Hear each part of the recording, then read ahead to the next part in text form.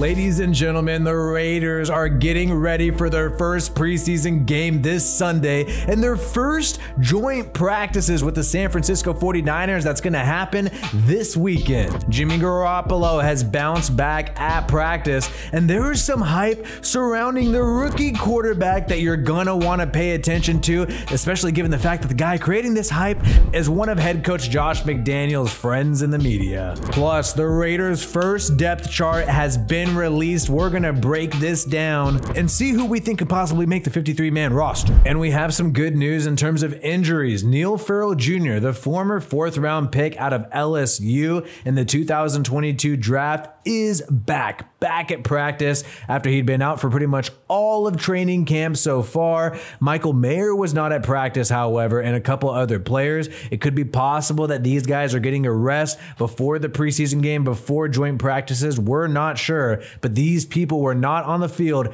at practice today on Wednesday. But the big question is Tyree Wilson. When are we going to see this guy back at practice? It looks like nothing is happening this week so far, but the Raiders really need their first-round pick back, and there's been no update as to when he could possibly return. Josh McDaniels has been pretty vague on it the whole time. And Jimmy Garoppolo was participating at practice today, and he looked better. We know this guy had been struggling at training camp. There's no doubt about it. You can't spin it in a positive direction, whether you want to do it or not. He threw 7 picks in 2 days. 7 picks in 2 days. That is a lot of picks in a short amount of time. Now, there's been some rumors that Jimmy Garoppolo always tends to throw picks in practice, but you have people freaking out about other teams and other quarterbacks like Baker Mayfield throwing tons of picks in practice in way more time than Jimmy Garoppolo. But he bounced back today, and that's what you want to hear. You want to hear progress. And what happened is he had a deep touchdown to Davante Adams.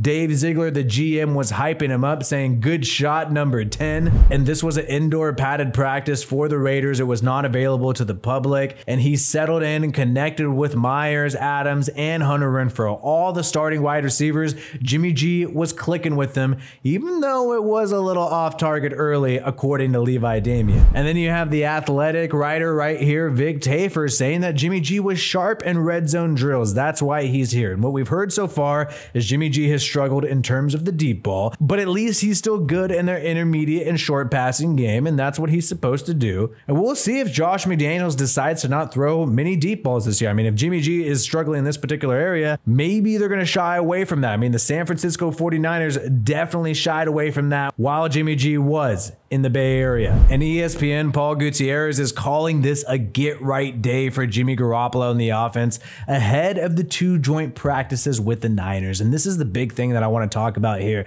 is the fact that we're going into scrimmages, padded scrimmages against the Niners, joint practices. And Jimmy Garoppolo knows this defense. Yes, it is, one of the best defenses in the NFL, but Jimmy G knows these guys. He knows their weaknesses. They also know Jimmy G. They know his weaknesses. So I think there should be some even playing field here. Despite the fact that the 49ers defense is rated quite high, I think Jimmy G should be able to do well in these scrimmages against them, especially given the fact that he has one of the best receiving corps in the NFL between Hunter Renfrow, Davante Adams, and Jacoby Myers. So it's really going to be a big day tomorrow and Friday as to how the Raiders are doing. Are they on track? Were they just getting their rust off during training camp? And are they ready to go to actually compete this year and shock the NFL world? Because everybody is saying this team's going to do bad this year. Can they shock it? I like an underdog. I want to see it happen. I'm skeptical of the whole Jimmy G and genius Josh McDaniels thing, but I want to see it happen. And in terms of health, it's no secret Jimmy G has had scheduled days off. Apparently, this is just part of his plan to get back to 100%. We're going to find out Jimmy G's health tomorrow and Friday. These reps in scrimmage games are so important. This is where you see the starters typically play.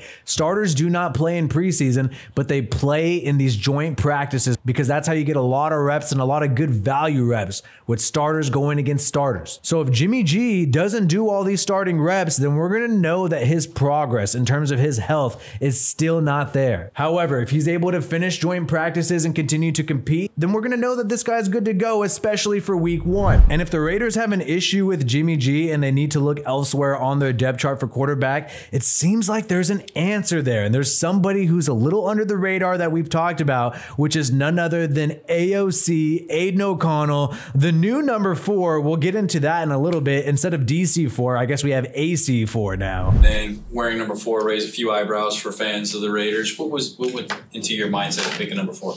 Yeah, it was a number that was given to me. You know, I really don't care what number I play with. I'll play with any number. So I don't worry too much about that.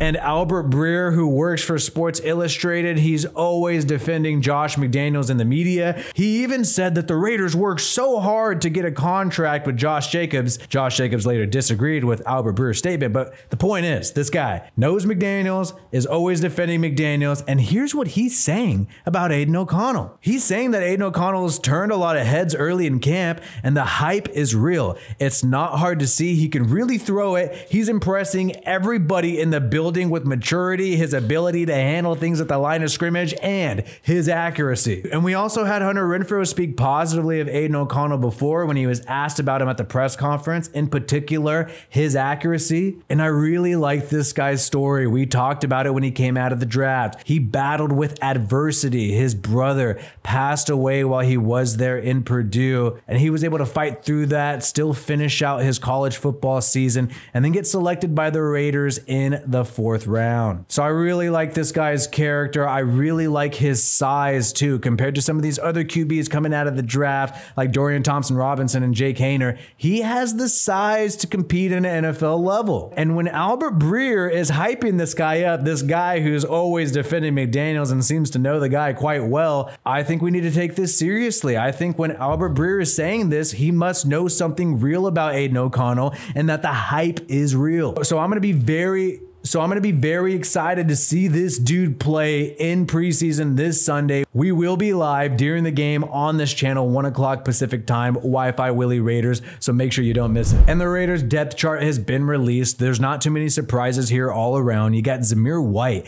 as the number 1 running back, while Josh Jacobs has still not signed the franchise tag. Michael Mayer is still number 2 at tight end. I wonder if we're going to see that rookie out of Notre Dame in this upcoming preseason game. The starting O-line is still the same starting O-line as last year, including Alex Bars being the right guard and Illuminor being the right tackle. And right behind Hunter Renfrow and Jacoby Myers, you have DeAndre Carter and Trey Tucker, 2 players that I think have a lot of upside and could see some serious playing time if anything happens to Renfrow or Jacoby Myers. And I'm going to admit, a lot of this depth chart was expected, but the big thing that you got to get excited about is Jacorian Bennett being high there on the depth chart, selected in the 4th round. This dude is a speedster with that blazing 4.3 40-yard dash. It looks like this dude could seriously be a starter for the Raiders in the 1st round. Nate Hobbs, we know, is going to play in the slot week 1 of the regular season when we're in a sub defense. And you're going to see Jacorian Bennett there on the outside. And if the Raiders could find a starter at corner in the 4th round here, that is going to be an absolute home run draft pick for them. So look, football is back. Preseason football is this Sunday, and we have joint practices tomorrow and Friday. Let me know in the comments below, how stoked are you that football is finally back?